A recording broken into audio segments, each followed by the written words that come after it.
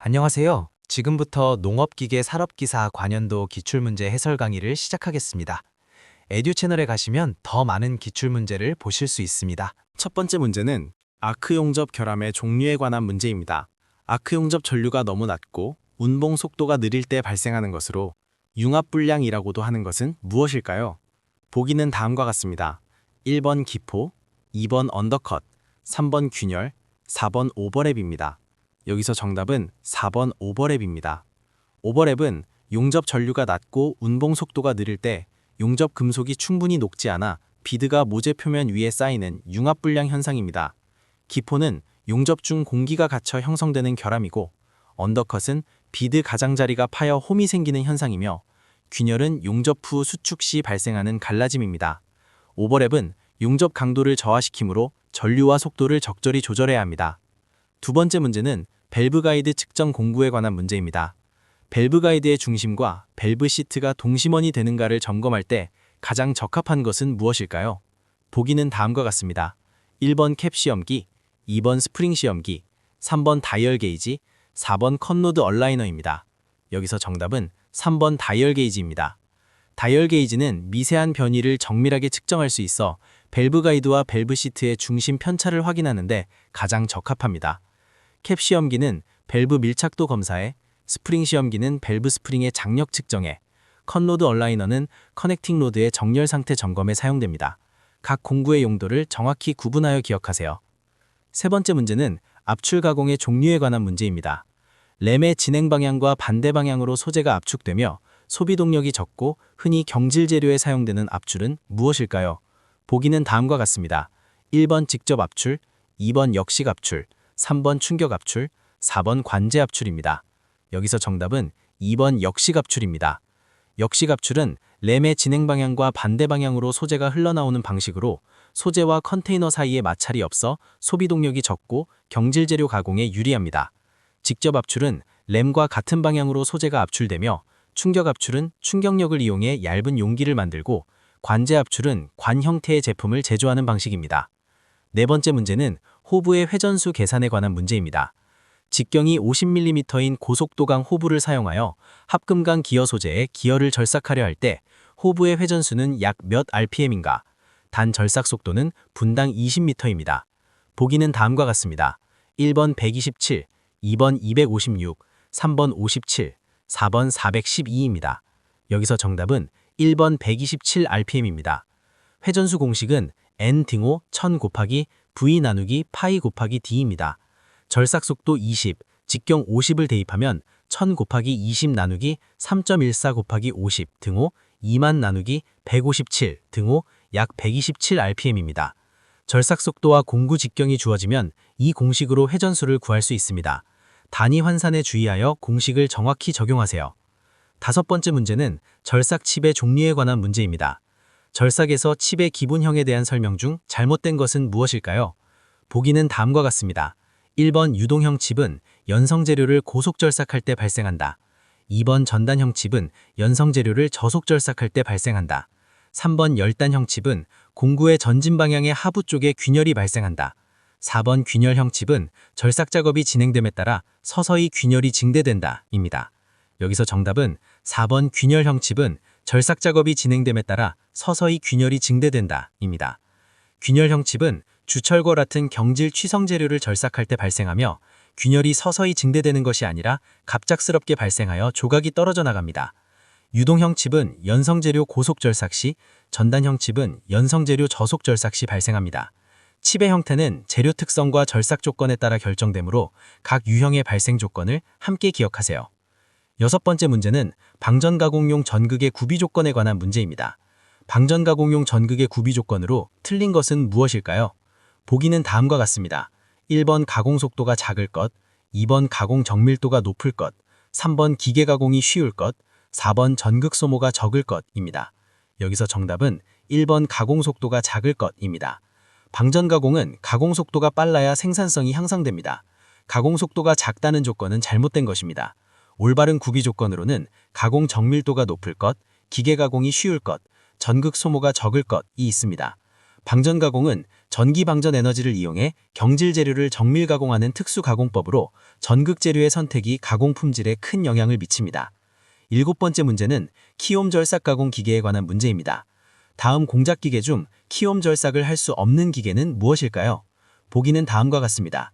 1번 세이퍼, 2번 밀링 머신, 3번 선반, 4번 플레이너입니다. 여기서 정답은 3번 선반입니다. 선반은 공작물을 회전시키며 절삭하는 기계로 외경, 내경, 단면, 나사 가공 등 회전체 가공에 사용됩니다. 키옴 절삭은 직선 왕복 운동이 필요하므로 선반으로는 불가능합니다. 세이퍼와 플레이너는 직선 왕복 운동으로 키옴을 가공할 수 있고 밀링 머신은 회전 공구로 키옴 가공이 가능합니다. 각 공작 기계의 운동 방식과 가공 가능한 형상을 연결하여 기억하세요. 8번째 문제는 사인바를 이용한 악도 측정에 관한 문제입니다. 300mm의 사인바를 사용하여 피 측정물의 경사면과 사인바의 측정면이 일치하였을 때 사인바 양단의 게이지 블록 높이 차가 42mm였습니다. 경사각은 얼마일까요? 보기는 다음과 같습니다. 1번 4도, 2번 8도, 3번 12도, 4번 16도입니다. 여기서 정답은 2번 8도입니다. 사인 세타 등호 H 나누기 L입니다. 높이 차이 42mm를 사인바 길이 300mm로 나누면 0.14가 됩니다. 사인 값이 0.14인 각도는 약 8도입니다. 사인바는 삼각함수 원리를 이용해 악도를 길이로 단환하여 정밀 측정하는 도구입니다. 게이지 블록과 함께 사용합니다. 공식과 계산 순서를 정확히 익혀두세요. 9번째 문제는 주물사의 첨가 재료에 관한 문제입니다. 주물사의 다공성을 유지하기 위한 첨가 재료가 아닌 것은 무엇일까요? 보기는 다음과 같습니다. 1번 점토, 2번 볏짚, 3번 토밥, 4번 코크스분입니다. 여기서 정답은 1번 점토입니다. 볏짚, 토밥, 코크스분은 주물사에 첨가하여 통기성과 다공성을 높이는 재료입니다. 주조 시 발생하는 가스가 원활히 배출되도록 돕습니다. 반면 점토는 주물사 입자들 서로 결합시키는 결합제 역할을 합니다. 점토 함량이 너무 많으면 오히려 통기성이 저하됩니다. 주물사의 구성 재료와 각각의 역할을 구분하여 기억하세요. 마지막 10번째 문제는 사인바 측정 각도 범위에 관한 문제입니다. 사인바로 악도 측정 시 측정 오차가 커지지 않도록 몇 도 이하에서 측정하는 것이 좋을까요? 보기는 다음과 같습니다. 1번 55도, 2번 45도, 3번 60도, 4번 70도입니다. 여기서 정답은 4번 45도입니다. 사인바는 45도 이하에서 사용하는 것이 원칙입니다. 각도가 45도를 초과하면 사인값의 변화율이 작아져 높이차의 미세한 오차가 악도 오차에 크게 영향을 미칩니다. 반면 45도 이하에서는 사인값의 변화율이 커서 정밀한 측정이 가능합니다. 45도 이상의 각도를 측정해야 할 경우에는 보각을 이용하거나 다른 측정 방법을 사용하는 것이 좋습니다. 11번째 문제는 부러진 나사 제거 공구에 관한 문제입니다. 나사가 결합된 상태에서 머리 부분이 부러졌을 경우 빼낼 때 사용하는 공구로 가장 적합한 것은 무엇일까요? 보기는 다음과 같습니다. 1번 니퍼, 2번 익스트랙터, 3번 탭 렌치, 4번 바이스 플라이어입니다. 여기서 정답은 2번 익스트랙터입니다. 익스트랙터는 머리가 부러진 나사를 제거하기 위한 전용 공구입니다. 역나사 형태로 되어 있어 부러진 나사 중심에 박아넣고 반시계 방향으로 돌리면 나사가 함께 빠져나옵니다. 니퍼는 전선이나 철사를 절단하는 공구이고 탭 렌치는 탭을 고정하여 나사 가공을 할 때 사용하며 바이스 플라이어는 물체를 고정하는 집게 공구입니다. 12번째 문제는 간극 측정 공구에 관한 문제입니다. 기계의 분해 조립 시 간극 조정 단계에서 쓰이는 계측 도구로 알맞은 것은 무엇일까요? 보기는 다음과 같습니다. 1번 다이얼 게이지, 2번 필러 게이지, 3번 압력 게이지, 4번 피치 게이지입니다. 여기서 정답은 2번 필러 게이지입니다. 필러 게이지는 두께가 다른 여러 장의 얇은 강판으로 구성된 측정 도구로 좁은 틈새의 간격을 정밀하게 측정하고 조정하는 데 사용됩니다. 밸브 간극, 점화 플러그 간극 등 기계 조립 시 간극 조정에 필수적입니다. 다이얼 게이지는 변이 측정, 압력 게이지는 유체 압력 측정, 피치 게이지는 나사의 피치 측정에 사용됩니다. 13번째 문제는 선반의 크기 표시에 관한 문제입니다. 일반적으로 선반의 크기를 나타내는 것은 무엇일까요? 보기는 다음과 같습니다. 1번 선반의 높이와 베드의 길이, 2번 베드상의 스윙과 센터 간의 최대 거리, 3번 주축대의 높이와 센터 간의 거리, 4번 선반의 무게와 모터의 마력입니다. 여기서 정답은 2번, 베드상의 스윙과 센터 간의 최대 거리입니다. 선반의 크기는 베드 위에서 가공 가능한 공작물의 최대 지름인 스윙과 양 센터 사이의 최대 거리로 나타냅니다. 예를 들어 스윙 300mm, 센터 간 거리 1000mm인 선반은 최대 지름 300mm, 최대 길이 1000mm의 공작물을 가공할 수 있습니다. 이 두 가지 수치가 선반의 작업 능력을 결정하는 핵심 규격입니다. 14번째 문제는 연삭기 숫돌의 원주 속도 계상에 관한 문제입니다. 연삭기 숫돌의 외경이 200mm이고 회전수가 3000rpm이면 숫돌의 원주 속도는 약 몇 미터 퍼 분인가? 보기는 다음과 같습니다. 1번 1885, 2번 2556, 3번 2775, 4번 2885입니다. 여기서 정답은 1번 1885m per 분입니다. 원주 속도 공식은 V 등호 파이 곱하기 D 곱하기 N 나누기 1000입니다. 외경 200mm와 회전수 3000을 대입하면 3.14 곱하기 200 곱하기 3000 나누기 1000 등호 약 1885m per 분입니다. 연삭기 숫돌의 원주 속도는 가공 품질과 안전에 직결되므로 적정 범위를 유지해야 합니다. 공식의 분모 1000은 밀리미터를 미터로 환산하기 위한 값입니다. 15번째 문제는 우연오차 제거 방법에 관한 문제입니다. 측정에서 우연오차를 없애는 최선의 방법은 무엇일까요? 보기는 다음과 같습니다. 1번 개인오차를 없앤다. 2번 온도에 의한 오차를 없앤다. 3번 측정기 자체의 오차를 없앤다. 4번 반복 측정하여 평균값을 구한다 입니다. 여기서 정답은 4번 반복 측정하여 평균값을 구한다입니다. 우연오차는 측정 시 불규칙하게 발생하는 오차로 원인을 특정하기 어렵습니다. 반복 측정 횟수를 늘려 평균값을 구하면 우연오차의 영향이 줄어들어 참값에 가까운 결과를 얻을 수 있습니다. 개인오차, 온도오차, 측정기 오차는 계통오차에 해당하며 원인을 파악하고 보정하여 줄일 수 있습니다.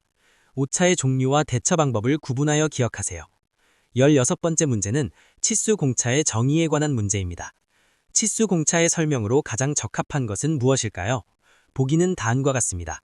1번 기준 치수에서 측정값을 뺀 값. 2번 최대 허용 치수와 최소 허용 치수의 차. 3번 측정치로부터 모평균을 뺀 값. 4번 측정치로부터 참값을 뺀 값입니다. 여기서 정답은 2번 최대 허용 치수와 최소 허용 치수의 차입니다. 치수 공차는 부품 제작 시 허용되는 치수의 범위를 나타내며 최대 허용 치수에서 최소 허용 치수를 뺀 값입니다. 예를 들어 최대 허용 치수가 50.1mm, 최소 허용 치수가 49.95mm이면 치수 공차는 0.15mm입니다. 치수 공차가 작을수록 정밀한 가공이 요구됩니다. 공차는 부품의 호환성과 조립 정밀도를 결정하는 핵심 요소입니다. 17번째 문제는 인발 가공의 단면 감소율 계산에 관한 문제입니다. 인발 가공에서 지름이 10mm인 봉제를 지름이 3mm인 봉제로 만들었을 때 단면 감소율은 얼마인가? 보기는 다음과 같습니다. 1번 80%, 2번 81%, 3번 90%, 4번 91%입니다. 여기서 정답은 4번 91%입니다. 단면 감소율 공식은 초기 단면적 빼기 최종 단면적 나누기 초기 단면적 곱하기 100입니다. 초기 지름 10mm의 단면적은 파이 곱하기 5의 제곱 등호 약 78.54제곱밀리미터이고 최종 지름 3mm의 단면적은 파이 곱하기 1.5의 제곱 등호 약 7.07제곱밀리미터입니다. 대입하면 78.54 빼기 7.07 나누기 78.54 곱하기 100 등호 약 91%입니다. 18번째 문제는 버니어 캘리퍼스의 구조에 관한 문제입니다. 20분의 1mm 측정용 버니어 캘리퍼스의 설명으로 올바른 것은 무엇일까요? 보기는 다음과 같습니다.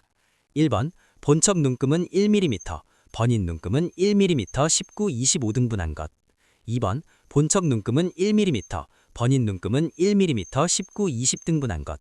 3번 본척 눈금은 0.5mm, 버닌 눈금은 1mm 19, 25등분한 것. 4번 본척 눈금은 0.5mm, 버닌 눈금은 24mm 25등분한 것입니다. 여기서 정답은 2번 본척 눈금은 1mm, 버닌 눈금은 1mm 19, 20등분한 것입니다. 20분의 1mm 버니어 캘리퍼스는 본척 1눈금이 1mm이고 버닌 눈금은 19mm를 20등분한 구조입니다. 버닌 눈금 1눈금은 0.95mm이므로 본척과 버닌 눈금의 1눈금 차이가 0.05mm, 즉 20분의 1mm가 됩니다. 이 원리로 0.05mm 단위의 정밀 측정이 가능합니다. 버니어 캘리퍼스의 민소 측정값과 버닌 눈금 구조의 관계를 이해하세요.